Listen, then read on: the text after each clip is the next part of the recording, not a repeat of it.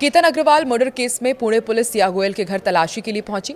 Police हिरासत खत्म होने से पहले अहम सबूत जुटा रही है। लाई डिटेक्टर टेस्ट की भी तैयारी है। तो आखिर केतन अग्रवाल हत्याकांड की जांच कहां तक पहुंची है, क्या है ताजा अपडेट, सब कुछ आपको मिलेगा इस वीडियो में। नमस्कार, मैं हूं आकांक्षा और आप देख रहे हैं न्यूज़ 18 का डिजिटल प्लेटफॉर्म। चर्चित केतन अग्रवाल मर्डर केस में अब जांच अपने सबसे अहम मोड़ पर पहुंच गई है। आरोपी सिया गोयल और चेतन चौधरी की पुलिस हिरासत खत्म होने वाली है। ऐसे में पुणे पुलिस हर उस सबूत को जुटाने में लगी है जो इस हत्याकांड की गुत्थी पूरी तरह से सुलझा सके। इसी कड़ी में पुलिस सोमवार को सिया गोयल को उसके घर लेकर पहुंची, जहां करीब 1.5 घंटे तक तलाशी और पंचनामा की कार्रवाई चली। पुलिस की टीम सिया को लेकर उसके घर पहुंची और पूरे घर की बारीकी से जांच की। अधिकारियों ने कई कमरों की तलाशी भी ली और कुछ अहम सामान भी बताया जा रहा है कि जब्त किए गए हैं। हालांकि पुलिस ने अभी तक ये नहीं बताया है कि बरामद जो सामान किया गया है उसमें क्या क्या शामिल है, लेकिन माना जा रहा है कि ये जांच के लिए बेहद महत्वपूर्ण हो सकते हैं। पुलिस कार्रवाई के बाद मीडिया से संक्षिप्त बातचीत करते हुए सिया के पिता ने कहा है कि उन्होंने पुलिस की कार्रवाई में कोई दखल नहीं दिया। उनका कहना था कि पुलिस अपना काम करने आई थी और करीब 1.25 से 1.5 घंटे तक घर में रही।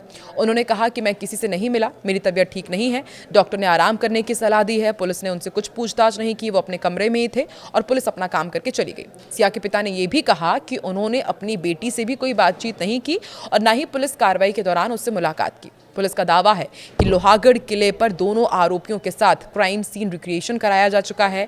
जांच के दौरान कई अहम जानकारियां भी सामने आई है। हालांकि अभी भी कुछ ऐसे सवाल हैं जिनका स्पष्ट जवाब पुलिस के पास नहीं है। सबसे बड़ा सवाल यही है कि हत्या की पूरी साजिश में किसकी भूमिका सबसे अहम थी। क्या पूरा प्लान सिया ने बनाया था या फिर चेतन चौधरी ने, या फिर दोनों ने मिलकर हर कदम की योजना बनाई थी। पुलिस इन्हीं सवालों के जवाब तलाश रही है और जांच से जुड़े सूत्रों के मुताबिक कई अहम बिंदुओं पर दोनों आरोपियों के बयान एक दूसरे से मेल नहीं खा रहे हैं। कुछ डिजिटल और परिस्थिति जन्य साक्ष्य भी पूरी तस्वीर साफ नहीं कर पा रहे और इसी वजह से पुणे पुलिस ने अदालत से दोनों आरोपियों का लाई डिटेक्टर टेस्ट कराने की अनुमति मांगी है। पुलिस का कहना है कि इस वैज्ञानिक जांच से हत्या की साजिश, घटनास्थल पर दोनों की भूमिका और हत्या के बाद सबूत मिटाने की कोशिशों से जुड़े कई सवालों के जवाब मिल सकते हैं।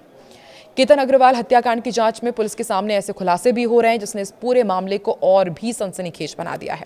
पुलिस का दावा है कि 18 जून को लोहागढ़ किले पर हुई हत्या कोई अचानक हुई घटना नहीं थी, बल्कि पहले से रची गई एक सुनियोजित साजिश थी। पुलिस की पड़ताल में यह भी सामने आया कि हत्या की साजिश वारदात से एक दिन पहले ही रची गई थी।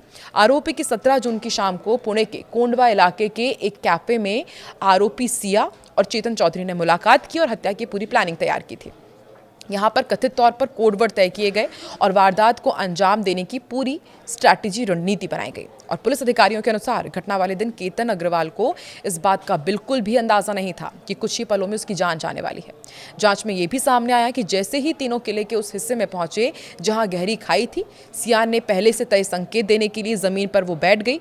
यही इशारा मिलते ही पीछे चल रहा चेतन चौधरी आगे बढ़ा और केतन को पीछे से धक्का देकर के गहरी खाई में गिरा दिया। पुलिस का कहना है कि केतन को संभलने का या बचने का कोई मौका नहीं मिला और जांच अधिकारियों के मुताबिक गिरफ्तारी के बाद पूछताछ में सिया और चेतन ने शुरुआत में एक दूसरे पर जिम्मेदारी डालने की कोशिश की। चेतन ने पहले यह दावा किया कि वो किले पर मौजूद था, लेकिन जिस जगह से केतन को धक्का दिया गया वो वहां पर नहीं गया था और उसे घटना की कोई जानकारी नहीं है। पूछताछ के दौरान पुलिस ने आरोपियों से यह भी सवाल किया कि अगर दोनों एक दूसरे से प्रेम करते थे तो उन्होंने घर से भागकर शादी क्यों नहीं कर ली। पुलिस के अनुसार आरोपियों ने जवाब दिया कि ऐसा करने से दोनों परिवारों की बदनामी होती, इसी वजह से उन्होंने कथित तौर पर केतन को रास्ते से हटाने की साजिश रची। जांच में यह भी सामने आया कि 18 जून की घटना पहली कोशिश नहीं थी। पुलिस का दावा है कि इससे पहले भी सिया 2 बार केतन को लोहागढ़ किले पर लेकर गई थी, जहां उसे मारने की कोशिश की गई थी, लेकिन दोनों ही प्रयास असफल रहे और तीसरी बार आरोपियों ने पूरी तैयारी के साथ इस वारदात को अंजाम दिया। लेकिन जरा सोची समझी साजिश के तहत केतन अग्रवाल को धक्का देकर के मौत के घाट उतार दिया गया, सिर्फ इसलिए क्योंकि यदि वो घर से भाग जाते तो दोनों परिवारों की बदनामी होती। लेकिन अब वो कानून की सलाखों के पीछे हैं, उनसे लगातार पूछताछ की जा रही है।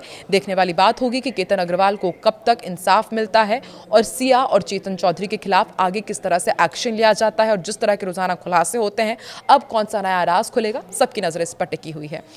इस पूरे हत्याकांड को लेकर के आपको क्या लगता है? लगातार इस तरह के मामले सामने क्यों आ रहे हैं कि प्रेमी के साथ मिलकर के मंगेतर को, अपने पतियों को मौत के घाट उतार दिया जा रहा है? इस तरह के मामले क्यों बढ़ रहे हैं? समाज में आखिर क्यों हो रहा है? कमेंट सेक्शन में अपनी प्रतिक्रिया जरूर दें।